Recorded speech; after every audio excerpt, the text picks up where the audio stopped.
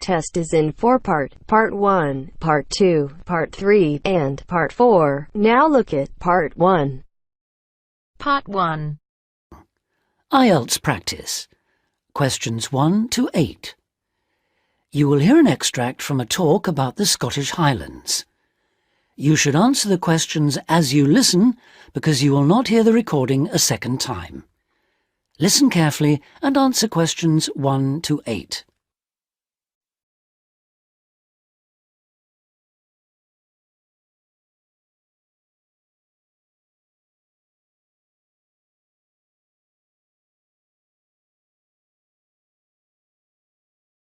Listen carefully and answer questions 1 to 8. Today I have with me Moira Mackenzie, the author of several books in a well-known series of travel guides, and she'll be talking about what is probably the most fascinating wildlife area in Europe, the Scottish Highlands. Moira. Yes, that's right, and it's a wonderful place to visit with lots to do in an area that makes up over half of Scotland. Including the 790 islands that lie scattered around the coast, it covers 39,000 square kilometres. Getting there is easy. From here in Glasgow, a good starting point is Fort William on the west coast, with regular bus and rail services linking the two. I'd recommend the train, which takes 4 hours to get there. Alternatively, you can take the Highland line, which takes the more easterly route up to Inverness. That, in fact, is a bit quicker, taking around 3.5 hours to cover the 280 kilometres from here. There are also two main options by road. You can take either the A9 up through Stirling and Perth and then on to Inverness, or else on the west there's the A82, which runs up to Fort William and then, if you want, on to Inverness. Now, a lot of people associate the Highlands with bitterly cold weather, but in fact the region has a generally mild climate as a result of being surrounded on 3 sides by sea, particularly the warm waters of the Atlantic. At sea level in the west, for instance, the temperature ranges on average from a minimum of 1 degree centigrade in January up to 18 in July, and you can actually see palm trees growing there. Obviously, though, the temperatures will be lower inland and on higher ground. You can expect it to rain a lot too, particularly in the west, where annually as much as 2,000 millimetres regularly falls, though this helps account for the rich variety of vegetation and wildlife. When you get there, you'll find there are plenty of reasonably priced places to stay. In Fort William, for instance, you can find a room for the night in a small hotel or a bed and breakfast for just £25, or for £28 to £30 in Inverness. It's probably a good idea to book ahead though, especially in the summer months. With all the leisure, sports and cultural activities on offer, the towns are becoming increasingly popular with visitors. For example, accommodation in Inverness won't be at all easy to find this year around the 23rd of July, as that's when the local Highland Games will take place. So, if your aim is to see the countryside, it may be best to stay in a small village.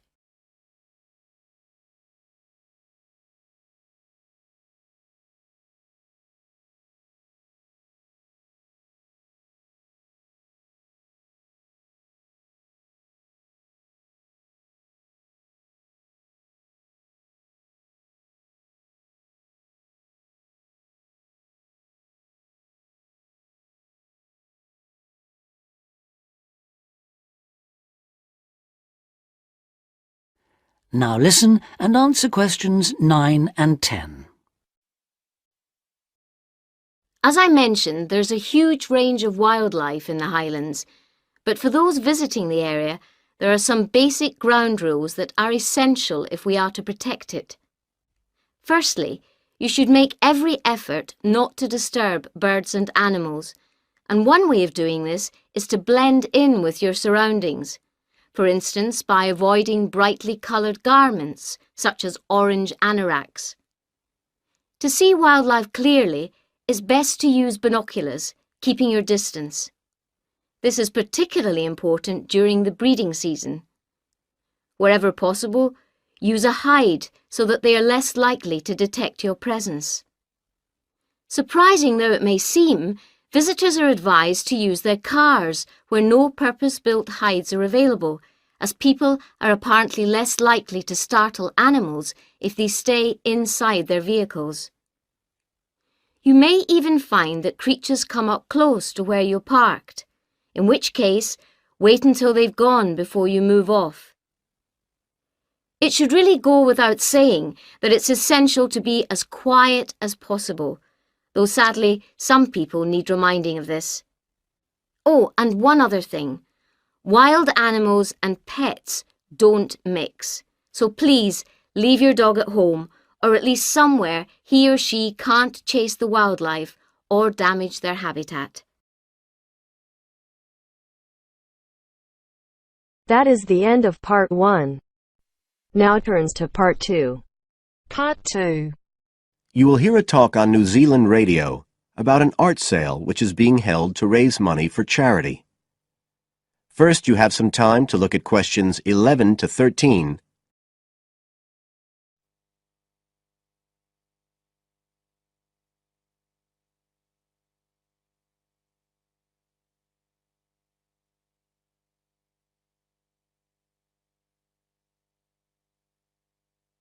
Now listen carefully and answer questions 11 to 13.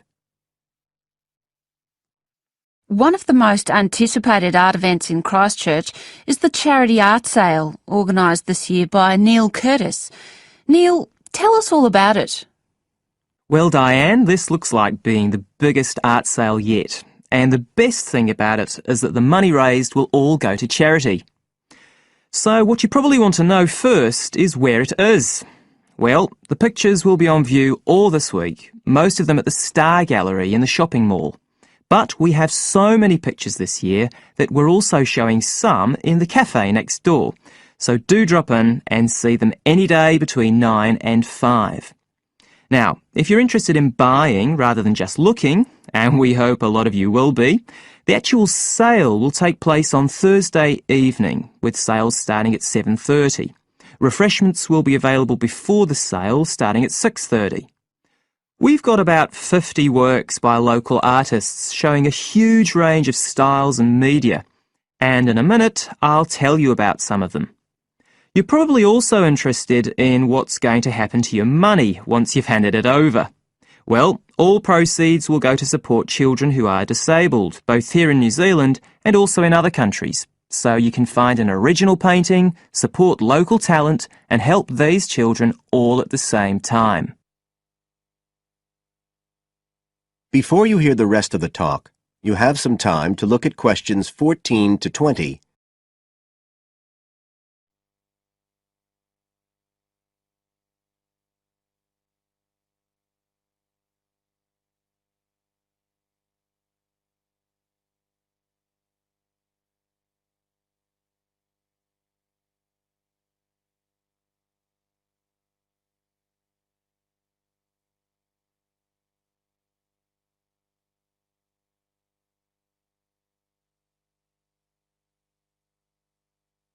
Now listen and answer questions 14 to 20.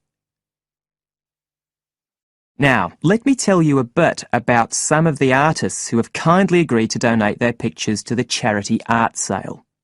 One of them is Don Studley, who has a special interest in the art sale because his 5-year-old daughter was born with a serious back problem.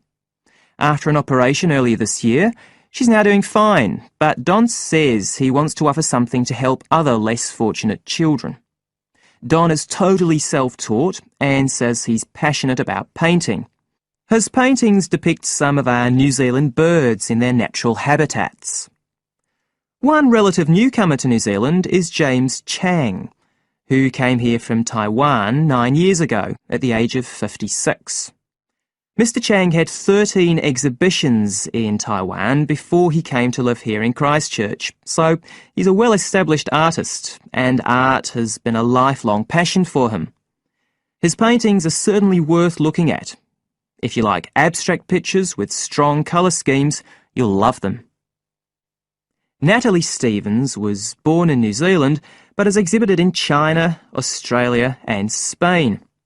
As well as being an artist, she's a website designer.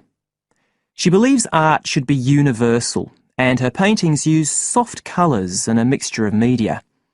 Most of her pictures are portraits, so watch out, some of them may even be friends of yours.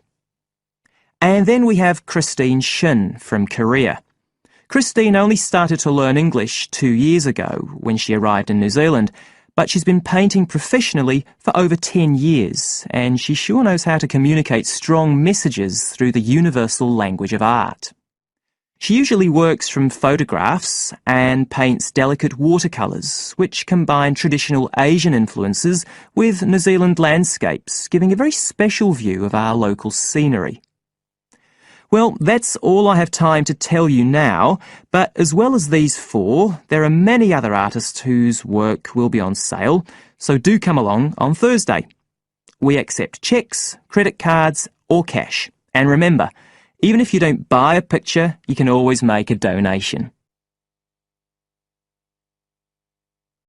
That is the end of part 2. Now turns to part 3. Part 3. You are going to listen to a conversation between 2 students talking about a lecture they have just attended. First, look at questions 21 to 24.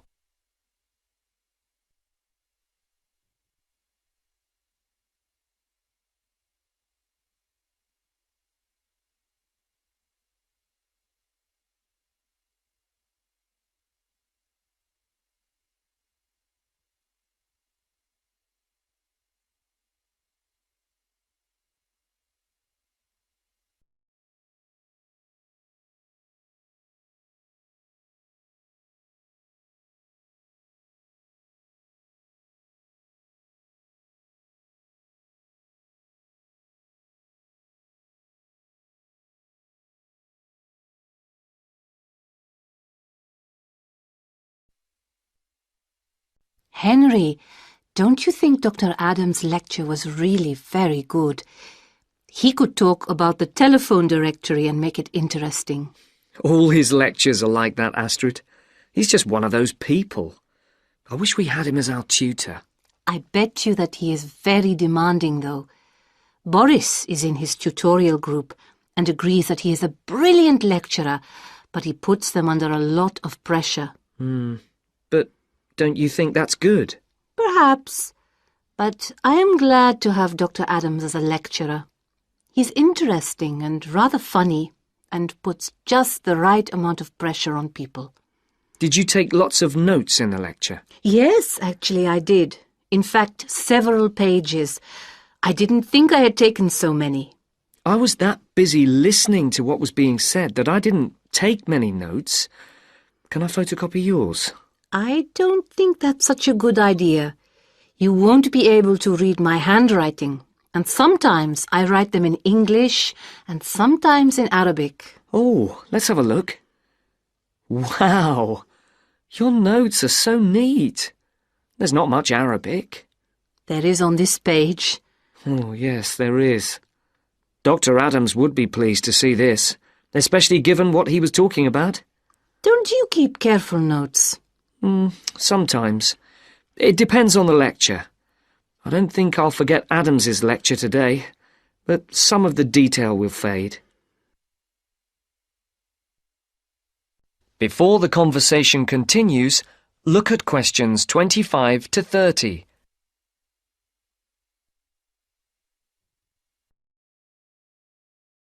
I type up everything afterwards so you can have a copy then and you can fill in anything I have missed. I'm not so good on the broader concepts. I'm better when it comes to detail. Just what Adams was talking about. Well, I am definitely a detail person. I need to have everything written down before I can get the concepts clear in my head. And I am the complete opposite. I find all the detail clutters up my mind and I get very frustrated, which was just what he was on about. He mentioned a book he'd written. He mentioned several. The one on space and the individual? Yes, called My Space. It's on the book list. So it is. I think I'll get that out of the library or get my own copy. Did you get what he said about spatial awareness? I didn't really. Yes, it was fascinating. I can't be as eloquent as Adams was, but I know several people who are frighteningly intelligent, but they have difficulty reading simple directions, even when getting to places that they know very well. I find that difficult to understand. Everyone learns the way to walk to the shops and things like that. You mean just the way people learn spelling? You know, people misspell words, make mistakes in countless areas of their lives, and going in the right direction is just the same.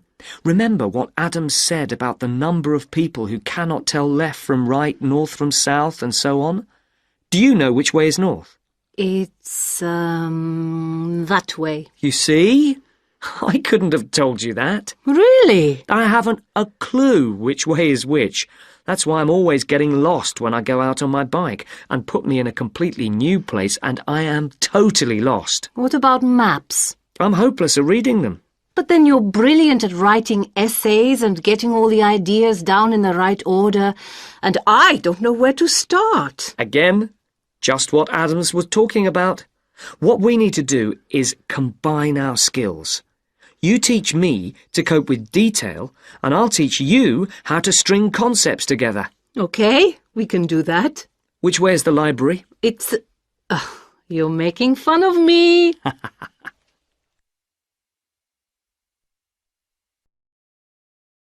That is the end of part 3. Now turns to part 4. Part 4. You are going to hear a talk about the English policeman. As you listen, complete the notes below. First, you have some time to look at questions 31 to 40.